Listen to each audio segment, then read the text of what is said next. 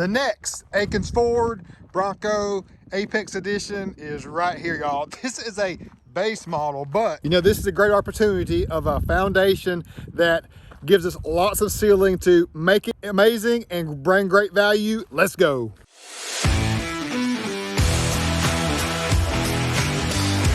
And Jonathan at our shop at Willies knocked it out of the park with this one. I wanted to show you guys and gals the distinct difference in a before and after of how mundane and basic this base model Bronco was, with a small Willies tire combo that was just awful, to now making a huge difference. And also we have Mr. Rusty ST's Wild Track Sasquatch right next to us. So this video is going to be a direct comparison of a Sasquatch package versus a non-Sasquatch package, and the overall height they both achieve now with our Apex and Covert options. Let's start with the Oxford White base that we started out the video with. What do you notice up front? You probably notice the Raptor style lights in the grill. Let me know what you think about that first and foremost. First ever of us experimenting with adding some amber lights in the grill right there. I think it gives more of an off-road vibe, especially with the Willies tire combo that we chose.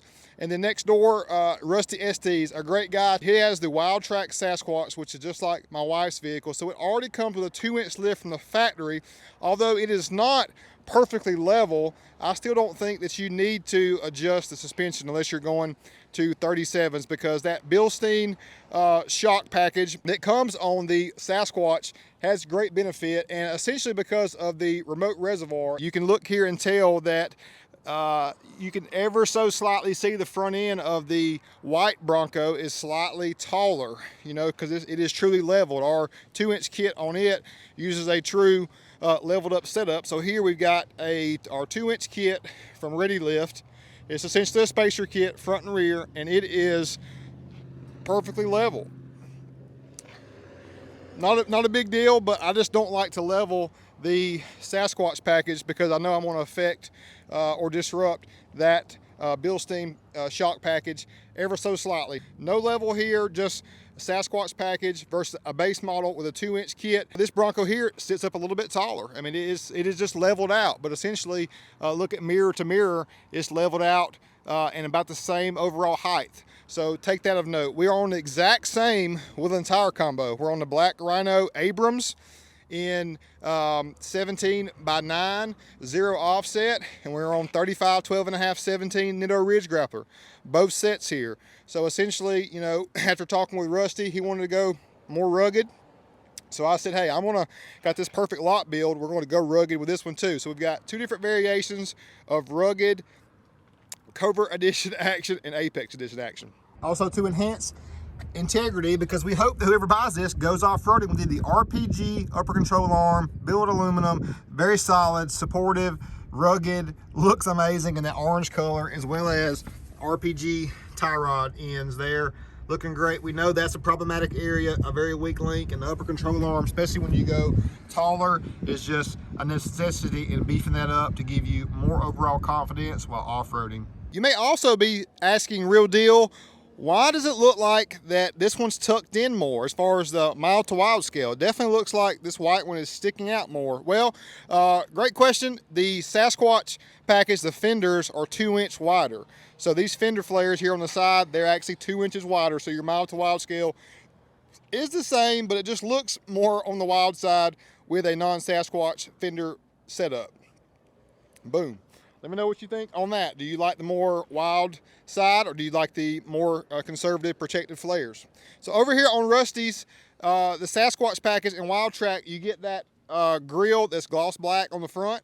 And if you haven't caught notice yet, we actually did bed liner, Akins liner on his front modular bumper, and it just adds to that ruggedness. It fits that finish of the Black Rhino Abrams wheel to a T. I love that rugged, almost has like a textured feel to it too, with a black cap there.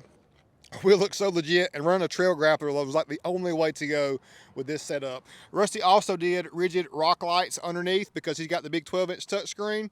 We're going to put the Bronco script on the side as well, but his big 12-inch touchscreen just helps him with a 360 camera as well, just to see everything at nighttime all the way around. The best startup in the business right there. He's got the big 2.7 liter engine too. The white one's got the 2.3, But look at that, y'all. Stock number for reference, if you want to duplicate some of these options, NLA 95121 on Rusty's, but just a buttoned up, elegant, premium, rugged interior. Love it. Another comparison, the Go Rhinos, the Raptor style. These are the more slim type.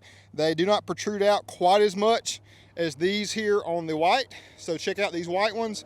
You can tell that they are just a little bit wider. They stick out slightly more. So, I mean, personally, y'all, when you're going to entry and exit, especially for my wife, you don't have much of a place to plant your foot. On these here, it's a good bit wider. So I'm leaning towards these. Obviously, when you're trying to get in the vehicle or get something out, if you're trying to reach across, you're going to have more of an issue of reaching across because this protrudes out more. But more times than not, I just want the widest, most confident step pad to get in. Another thing, mountains to metal. The wife loves these and hers. These are nice side baskets because you have either some netting right here or nothing at all as far as keeping storage. This is a steel application there that gives you great additional storage capability throughout. So I really do love that. So I can show you here on Rusty's, open, you've got just a little mesh storage position right there. So I like doing the actual piece like from mountains to metal. Love that. A good look at the Bronco side script there. I am a big single 364-inch light guy. I mean, this has the dual setup. It puts out a lot of light. So coming on around, got the RB20 steps, got the black rhinos, got rock lights. On this white base, it does have some pretty cool options. You have the actual factory option tailgate. This actually clips there, slides out, and a nice forward, very supportive tailgate. I mean, I'm sitting on here all my weight and feel 100% confident, y'all. It's got a cool little feature, whether you're using this as a tailgate application or just needing some more space to work off of. There's also is the forward table that goes on your hatch right there. So there's two different ways to get more storage slash tabled room in the back of your Bronco. Coming on around to Rusty's, it comes gloss black from the factory on the Sasquatch, but just had to do the blue to black and carbonized there. Essentially boom and boom, that's how that comes there. So that really cleans everything up. We're painting his handle there. I've already got installed his door handles there. It was that texture black, doing it carbonized. His cap was a texture black, doing it carbonized as well. He's got his nice Wild Track from the factory vinyl graphic on top. Window tint all the way around. Love the hardtop. Y'all, I'm honestly not too super happy that we were gonna bed liner the hardtop and these flares. Our experience and trial and error there, it's not really doable. Just basically the seam line here was very difficult, and then just buttoning these things up, not enough spacing there by bed lining it. Did the Fab 4s bumper out back with rigid D-series lights, bed liner that as well, so that looks very rugged. I'm not a fan whatsoever of that TPU plasticky factory rear bumper, so definitely doing the bed liner on the rear bumper and front really is a nice upgrade and addition. First evolution for us doing that on the Bronco.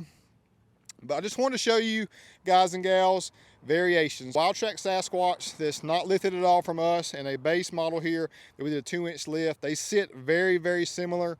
Overall, the shock package, coilover package on the Wild Track Sasquatch or any Sasquatch will be better for sure than just doing a spacer kit there. So overall, ride quality experience is going to be better here. But budget-wise, money-wise, overall value, this one's great also. So let me know what you think. Gray versus carbonized, the differences between these two. Thanks for listening to me blab, y'all. But I thought it was important to show you these two side by side. It's just a great direct comparison. And we are the source for everything auto, Chrysler, Dodge, Jeep, Ram, and Ford. And everything custom, of course, because we got the resources and we've got the backing by a great owner and great staff here. Over 300 employees. I mean, I truly love this place, and I hope it shows, just like what we do on a daily basis. Thanks so much for watching. Real deal. Peace out.